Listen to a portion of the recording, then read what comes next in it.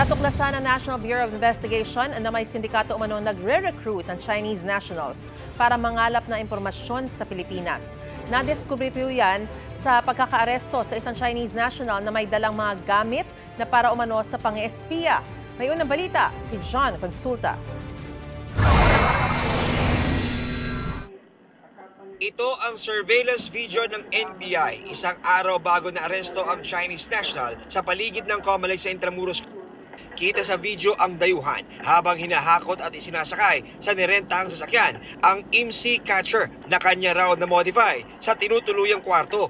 Makikita rin sa video na siniset up niya ang IMSI catcher bago umalis nitong Lunes para ikutan ang area na iniutos daw sa kanya. Nasa cloud yung storage niya. And this has the capability to send out or transmit captured data. Wala siyang hard drive or saving device. So it's in the system.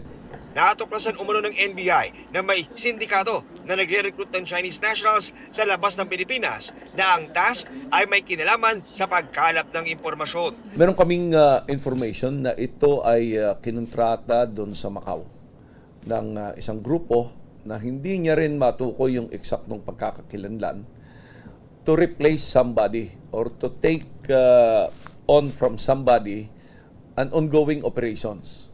Highly compartmentalized ito.